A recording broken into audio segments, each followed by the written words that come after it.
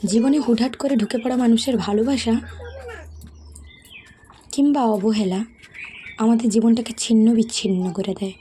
আমাদের জীবনে না চাইতেও সেটায় অনেকটা দাগ কেটে যায়, অনেকটা প্রভাব ফেলে। তা আমাদের চলার পথ হোক কিংবা ভালোবাসার পথ হোক, সবটাতেই যেন বাধার সৃষ্টি করে। আজ তাই নিয়েই একটা কথা বলবো।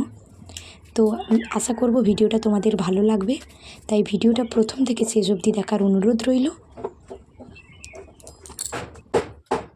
জীবনে অনেককেই পাশে পাবে, কারণে অকারণে না চাইলেও দেখবে অনেকেই তোমার জীবনে হুটহাট করে ঢুকে পড়ছে। কিন্তু তুমি যখন কোনো এক বিশেষ মানুষের প্রতি আসক্ত হয়ে পড়বে না, তখন তাকে সব সময় পেতে চাইবে, চোখে না দেখলে মনকে ঠিক সান্ত্বনা দিতে পারবে না। হয়তো মানুষটার কিছু হলে দুশ্চিন্তা করো এই ভেবেই যে তখনই তুমি বুঝবে আসল জীবনের মানে। কেন জানো? সেটাই হলো দূরত্ব। না চাইতেও আসা মানুষটা আজ এত চাওয়াতেও কেন আসছে না? কারণ সে তোমাকে পাত্তাই দিবে না। আর কারণ কি? তার আর তোমার প্রতি কোনো ইন্টারেস্টই নেই। তখন সব শেষ। ছেড়ে যাওয়া ধোকা মানুষটা বেঁচে গেল, কিন্তু অপেক্ষায় থাকা মানুষটা বেঁচে থেকেও মরে গেল।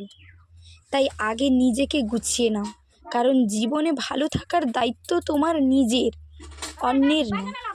অন্যরা শুধুমাত্র আসে হুটহাট করে জীবনটাকে তোল পাড় করে দেওয়ার জন্য, সাজানো গুছানো জীবনটাকে ছিন্ন বিচ্ছিন্ন করে দেওয়ার জন্য। তাতেই হয়তো তারা আনন্দ পায়। কি জানি কি আনন্দ পায় তাতে, সেটা তো বুঝতে পারি না। কিন্তু এপারে থাকা মানুষটার সত্যি ক্ষতবিক্ষত হয়ে যায় প্রত্যেকটা স্বপ্ন, প্রত্যেকটা জীবনের আশা আকাঙ্ক্ষা, প্রত্যেকটা কিছুই।